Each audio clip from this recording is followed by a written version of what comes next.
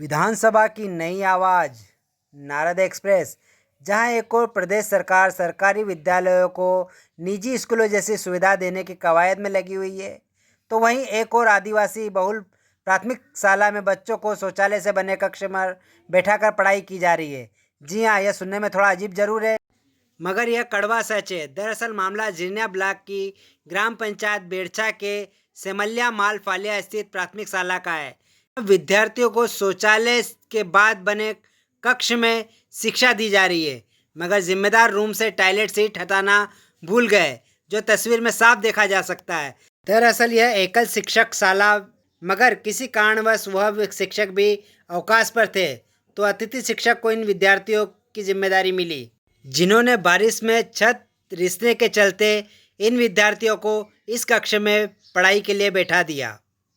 उनका कहना है कि छत कमज़ोर हो चुकी है और जगह जगह से सीमेंट के टुकड़े गिरते हैं, तो सुरक्षा की दृष्टि से उन्होंने इन विद्यार्थियों को इस कक्ष में बैठाने का निर्णय लिया। सर, झिरनिया ब्लॉक में ग्राम सेमल्या फालिया के विद्यालय में बच्चों को शौचालय में बैठ के पढ़ाया जा रहा है।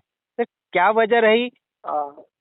जी जी, क्योंकि वरिष्ठ अधिकारियों के निर्देश है कि जो भी जर्जर भवन है उसमें बच्चों को न बैठाया जाए, क्योंकि बारिश के दौरान उन भवनों में प्लास्टर वगैरह गिरने की स्थिति निर्मित हो जाती है। ऐसी स्थिति में बच्चों को अन्यत्र बैठाना था, क्योंकि उस ग्राम में सेमल्या में 2 शौचालय है, जिसमें एक का बच्चों के उपयोग के लिए होता है और दूसरा शौचालय को उन्होंने सीमेंट वगैरह से पैक करके कक्ष का रूप दे दिया है। अब वो कक्ष में अतिथि शिक्षक द्वारा बच्चों की सुरक्षा को देखते हुए बैठा दिया गया है।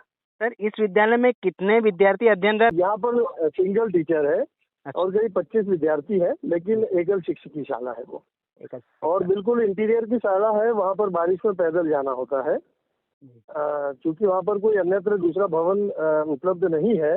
और उस दिन जिस दिन बैठाया गया, बारिश बहुत तेज हो रही थी कल, 23 अगस्त 2024।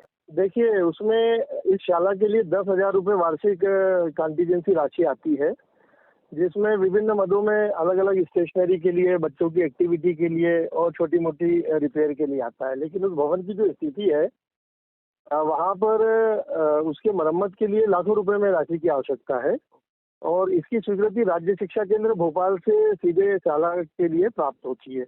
हमारे द्वारा 73 शालाओं के प्रस्ताव भेजे गए हैं जिला शिक्षा केंद्र खरगोन के माध्यम से जी, और उन स्वीकृति आते ही वहाँ पर मरम्मत कार्य कराया जाएगा। नारद एक्सप्रेस के लिए लोकेंद्र परिहार के साथ मुकेश खेड़े की रिपोर्ट।